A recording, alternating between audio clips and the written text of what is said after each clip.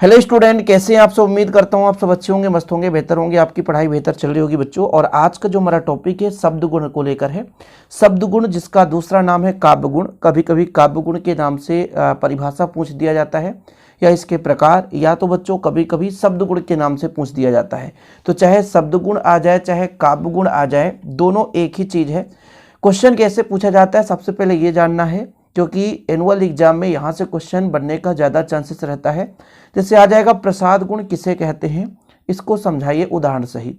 या क्वेश्चन पूछ दे बच्चों कि शब्द गुण किसे कहते हैं, शब्द गुण के प्रकार लिखो। क्वेश्चन आ जाए माधुर गुण क्या है या ओज गुण क्या है, इसका प्रकार लिखो। तो बच्चों मैं आप लोगों को यही कोशिश करने वाला हूँ कि बस आप सुन लें और आपको याद हो जाए। थोड़ा सा जोर देना पड़ेगा आपको, लेकिन परफेक्ट रूप से मैं गारंटेड कहता हूँ कि यदि आप थोड़ा सा ध्यान दे देंगे, वीडियो को लास्ट तक देखेंगे, एग्जाम के पहले पहले भी देख के जा रहे हैं तो भी आपसे यहाँ से क्वेश्चन दिया आएगा तो डेफिनेट रूप से आपसे बन जाएगा।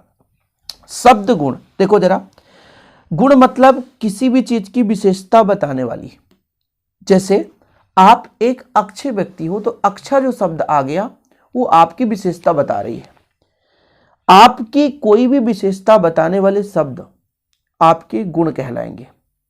उसी प्रकार से काव्य को जब हम पढ़ते सुनते हैं, काव्य को पढ़ते या सुनते हैं तो उस काव्य की कुछ ऐसी विशेषताएं होती हैं जो हमारे चित्त में उतर जाती है, हमारे मन में उतर जाती है, हमारे दिल को छू जाती है।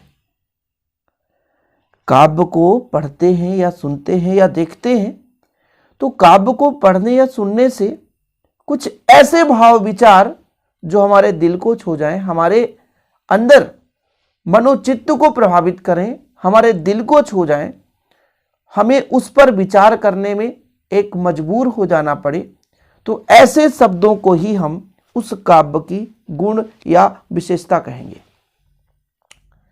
अर्थात कुछ ऐसे शब्द जिससे हमें उस काव्य का एक रस का अनुभव हो।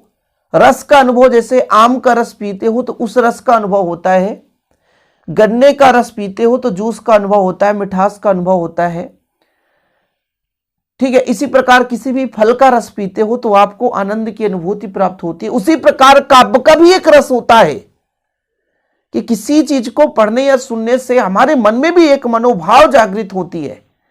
जैसे कोई दोस्त किसी घटना को लेकर आपको बढ़िया सुना रहा है, आपको मजा भी आ रहा है, आप अंदर से आनंदित हैं, उत्साहित हैं उस भाव विचार को लेकर, तो आपके दिल में, आपके हृदय में, आपके मनोचित में कुछ ना कुछ ऐसी भाव उत्पन्न हो रही है जो उस कविता या कहानी को या काव्य को पढ़ने या सुनने में आगे को अग्रसर कर रही है। जैसे आप मूवी देख रहे हो, कहीं पे हीरो अच्छी तेज से फाइटिंग करता है तो आपके अंदर उत्साह की भावना आ जाती है, वाह यार क्या फाइटिंग है। कहीं पे जबरदस्ती किया जा रहा है किसी लड़की के साथ तो आपके अंदर दुख का भावना आ जाएगा, वो भी आपके अंदर मनोचित्त है, उसे बार बार सोचोगे। कहीं पे एक गरीब किसी से भीख मांग रहा है, किसी से 2 पैसे लेने के लिए आग्रह कर रहा है, वहां पर एक अंदर से दया की भावना आ जाती है। तो ये जो भाव जिस शब्द के कारण उत्पन्न हो रहे हैं उसी को हम बोलते हैं शब्द गुण या काव्य गुण। यानी शब्द गुण से तात्पर्य किसी काव्य में प्रयुक्त होने वाले उन शब्दों से है जो कि हमें रस का अनुभव कराते हैं। जिन तत्वों के कारण काव्य में रस का उत्सर्ग होता है, मतलब रस बन जाता है, उस शब्द के कारण उसमें एक रस की भावना जागृत हो जाती है और हमें काव्य में रस की अनुभूति होती है। काव्य की शोभा बढ़ाने वाले ऐसे तत्वों को शब्द गुण कहा जाता है। मतलब ऐसे शब्द जिससे हमें रस का अनुभव हो जाए, ऐसे शब्द जिससे भाई काव्य की शोभा बढ़ जाए, जिससे काव्य के रस की अनुभूति हो जाए, काव्य में रस का उत्सर्ग हो, उस शब्द को ही हम शब्द गुण कहते हैं या काव्य का गुण कहते हैं। ये जो काव्य गुण बच्चों 3 प्रकार का होता है। एक आपका माधुर्य, कौन सा? आपका माधुर्य। दूसरा बच्चों ओज, और तीसरा आपका प्रसाद। ठीक है, माधुर्य मतलब प्रेम, माधुर्य मतलब प्रेम, यानी हृदय में थोड़ा सा दया, प्रेम की भावना उत्पन्न हो जाए, चित्र द्रवित हो जाए, मतलब किसी मार्मिक घटना को सुनकर के अंदर से दया की भावना आ जाए बच्चों, वहां पर माधुर्य गुण होगा।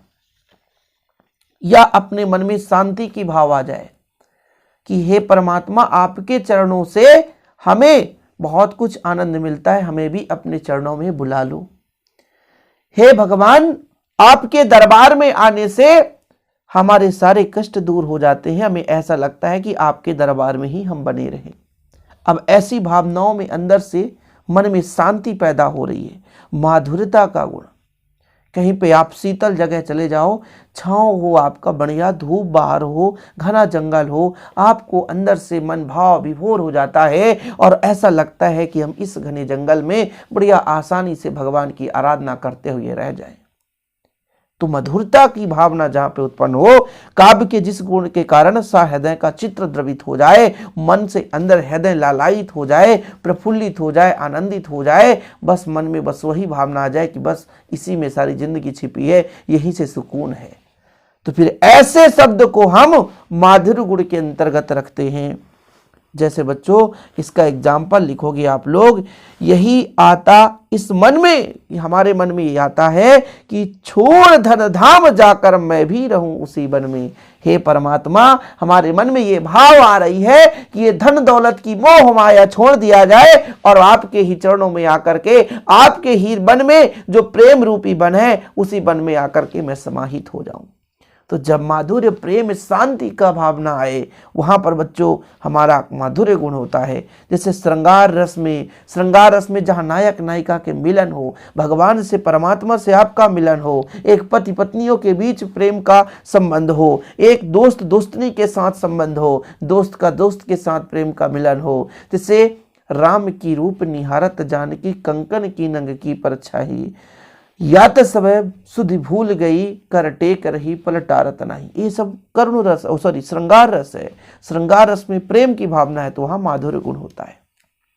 लेकिन जब बात आ जाती है ओज गुण की, हमारे देश की आन बान शान की बच्चों, हमारे देश की रक्षा की, तो वहां पर ओज गुण अर्थात वीर जवानों की, अर्थात हमारे देश की रक्षा की, तो वहां पर जो शब्द आते हैं वो ओज भरी होती है कि हाँ भाइयों, हमारे दिन रात भारत देश की रक्षा करने वाले बॉर्डर पे तैनात सैनिक या किसी महान पुरुष की भावनाओं के बारे में बात करते हैं तो वहां पर वीरता का गुण आ जाता है, ओज गुण आ जाता है, अंदर से उत्साह आ जाती है अपने देश के प्रति प्रेम के लिए, अपने जीवन को बलिदान करने के लिए। ऐसा लगता है कि हम जीवन में अपने देश के लिए क्या कर सकते हैं, जान भी देना पड़े हम न्योछावर कर देंगे।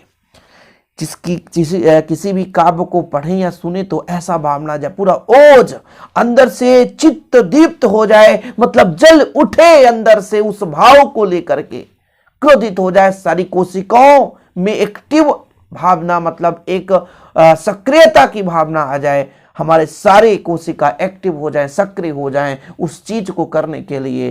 तो भैया ये ओज का गुण आ जाता है। जैसे मान लो पाकिस्तान से कोई एक आतंकी जो है भारत में घुस जाए, भारत के हर उस नौजवान में जो देश प्रेम के नाम में जी रहा है, जो देश से प्रेम करता है, उसके हर एक नौजवान के लहू में एक ओज गुण पैदा हो जाता है कि मैं यदि पा जाऊं तो उसे सीधा खत्म कर दूं। समझ रहे ना भैया? तो ये हमारे ओज गुण के उदाहरण है। ओज गुण में क्या होता है कि किसी भी शब्द जिसके कारण हमारे मन में चित्त दीप्त हो जाए, मतलब जल उठे हमारा मन कि हमें ऐसा करना चाहिए। समझ रहे हैं बच्चों? तो ये जो गुण है ओज गुण कहलाता है। ये ओज गुण वीर रस में पाया जाता है, रौद्र रस, बीभत्स रसों में पाया जाता है। सिंहासन हिल उठे राजवंशों ने भुक्ति तानी थी, यहां पर आप लोग थोड़ा सा बूढ़े हैं ना, बूढ़े भारत में आई फिर से नई जवानी थी, खूब लड़ी मर्दानी वह तो झांसी वाली रानी थी, बुंदेलो हर बोलों के मुंह से हमने सुनी कहानी थी। ऐसा ही है ना कुछ, बुंदेलो हर बोलों के मुंह से हमने सुनी कहानी थी, खूब लड़ी मर्दानी वह तो झांसी वाली रानी थी। आप इसको भी तैयार कर लो या ऐसे लिख लो, बुंदेलों हर बोलों के मुंह से हमने सुनी कहानी थी, खूब लड़ी मर्दानी वह तो झांसी वाली रानी थी। सिंहासन हिल उठे राजवंशों ने भुकटी तानी थी, बूढ़े भारत में आई फिर से नई जवानी थी, खूब लड़ी मर्दानी वह तो झांसी वाली रानी थी। ये बच्चों हमारा ओज गुण का उदाहरण है। इसके बाद बच्चों हम बात करेंगे प्रसाद गुण की। तीसरे नंबर पे आ जाता है प्रसाद गुण। देखो, प्रसाद गुण इस प्रकार के रसों में पाया जाता है जिनको हम सिंपल तरीके से एक बार सुन लें या उस चीज़ को एक बार पढ़ लें, वो आसानी से उसका अर्थ हमारे चित्त में उतर जाए। मतलब लगभग सभी प्रकार के रसों में ये जो प्रसाद गुण पाया जाता है, जैसे हे प्रभु आनंददाता ज्ञान हमको दीजिए। बहुत सिंपल उदाहरण है इसका। हे प्रभु आनंददाता ज्ञान हमको दीजिए, तन भी सुंदर मन भी सुंदर, प्रभु मेरा जीवन हो सुंदर। बढ़िया सा है ना। मतलब काव्य के जिस गुण विशेष के कारण सहृदय का चित्त व्याप्त हो जाए, अर्थात सहृदय के चित्त में अर्थ पूरे का पूरा रम जाए। मतलब जो भी हम सुन रहे हैं, किसी भी काव्य को पढ़ें या उस काव्य को सुने तो उसका संपूर्ण अर्थ हमें समझ में आ जाए।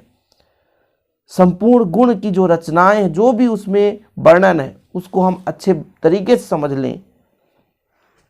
बोला ना, जीवन में जो हमारे जो भी हम पढ़ लिख रहे हैं या सुन रहे हैं, उसके जो भी गुण हैं वो पूरे चित्त में यानी मन में पूरा का पूरा उतर जाए, पूरा का पूरा रम जाए, तो वहाँ पे प्रसाद गुण होता है। ठीक है, यह सभी रसों में पाया जाता है और ऐसी रचनाओं में मुख्य रूप से प्रसाद गुण पाई जाती है बच्चों, जिसको सुनने या पढ़ने से उसका अर्थ सहज में ही समझ में आ जाए। मतलब सरल भाषाओं का जो वर्णन होता है वहाँ पे प्रसाद गुण होता है। कई सारे एग्जाम्पल है, लेकिन मैं ऐसे एग्जाम्पल आपको देता हूं ताकि आप लोगों को रटना ना पड़े। हे प्रभु आनंददाता ज्ञान हमको दीजिए। ठीक है, शीघ्र सारे दुर्गुणों को दूर हमसे कीजिए। ऐसा उदाहरण है ना, इसको और लिखना चाहो, शीघ्र सारे दुर्गुणों को दूर हमसे कीजिए। देखिए बच्चों, हम बहुत पहले ये हिंदी पढ़े थे, आज से लगभग कितने साल, 7, 3, 9, 10 है ना, 10 साल पहले ये 12th क्लास हमने पढ़ा था। और उसके बाद हम फिजिक्स केमिस्ट्री पर मुख्य रूप से फोकस करते रह गए और बीच बीच में मैथ भी पढ़ाते थे, थोड़ा बहुत इंग्लिश भी पढ़ाते थे कोचिंग में, और लगातार बस आप लोगों का सेवा ही चलता रहा। हिंदी उतने अच्छे से नहीं आ पाती है, लेकिन फिर भी आपके एग्जाम लेवल पे कैसे क्वेश्चन पूछे जाते हैं इतना तो आपको समझा ही सकता हूँ। लेकिन यदि आज का ये लेक्चर पसंद आया तो प्लीज़ अपने राय कमेंट बॉक्स में ज़रूर बताइएगा कि कैसा लगा आज का हिंदी का लेक्चर। और वीडियो पसंद आए तो लाइक करके शेयर ज़रूर करिएगा। और ऐसी वीडियो पाने के लिए क्या करना है बच्चों, चैनल को सब्सक्राइब कर लीजिएगा। जय हिंद, वंदे मातरम।